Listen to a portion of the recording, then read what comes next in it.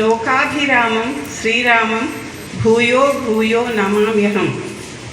ఇవి మా గురువు గారి వాక్యాలు. ప్రతి స్పీచ్లో దీంతో ప్రారంభించేవారు. వారిని స్మరించుకుంటూ నేను కూడా ఈరోజు చెప్పాల్సి వచ్చింది. మొదటగా వేదికను అలంకరించిన పెద్దలు కార్పొరేటర్ పెద్దపల్లి శ్రీలేఖ గారు, మాజీ కార్పొరేటర్ జితేందర్ గారు, మాజీ కార్పొరేటర్ మరియు పూర్వ విద్యార్థి వాళ్ళ రమణారావు గారు, మరియు అకాడమిక్ అడ్వైజర్స్, పూర్వ విద్యార్థులు, శ్రేయోభిలాషులు, తల్లిదండ్రులు మరియు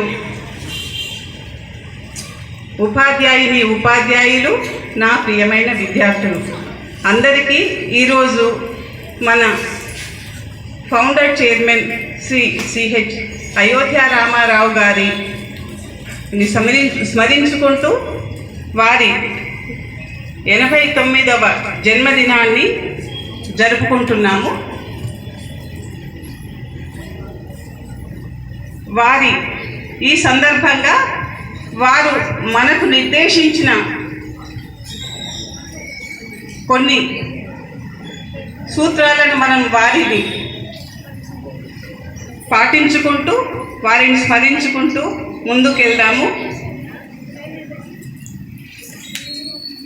విద్యను అందరికీ అందుబాటులో విద్యను అందించాలనే ఆశయంతో విద్యా సంస్థను నెలకొల్పారు. ఆ విద్యా సంస్థ ఎలా ఉండాలంటే, ఒక విద్యార్థి విద్యనే కాకుండా సంస్కారంతో కూడిన విద్యను, విలువలతో కూడిన విద్యను అందించాలనే తాపత్రయం.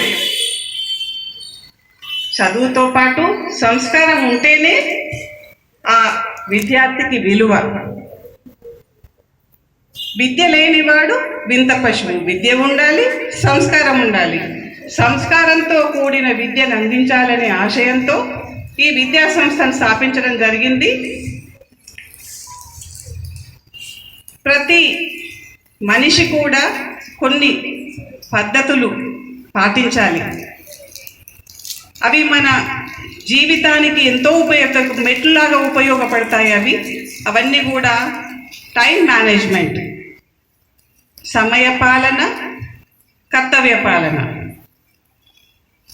టైం మేనేజ్మెంట్, వర్క్ మేనేజ్మెంట్, ఈ రెండు కూడా ప్రతి మనిషి పాటించినప్పుడే జీవితంలో విజయాన్ని సాధించగలుగుతాడని చిన్న మాటలో వారు అందరూ మనకి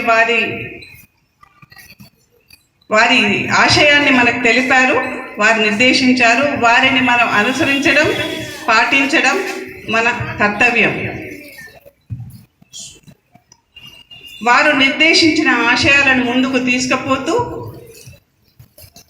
వారిని ఈ సందర్భంగా స్మరించుకుంటూ, ఈ సందర్భంగా విచ్చేసిన అన్ని విషయాలు కూడా మన అందరూ ఇంతకుముందు మాట్లాడిన పెద్దలందరూ కూడా చెప్పడం జరిగింది.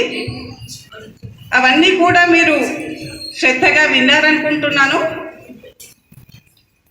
మన ఫౌండర్ చైర్మన్ గారి ఆశయాలను ముందుకు తీసుకెళ్తూ వారికి ఈ సందర్భంగా మీరందరూ కూడా ప్రామిస్ చేయాలి, సార్ మీరు నిర్దేశించిన బాటలో మేము పయనిస్తాము అనేది ఒకటి మనము ఒక సంకల్పం చేసుకుంటే మీరందరూ కూడా మీ జీవితంలో విజయం సాధించగలుగుతారని అనుకుంటున్నాను.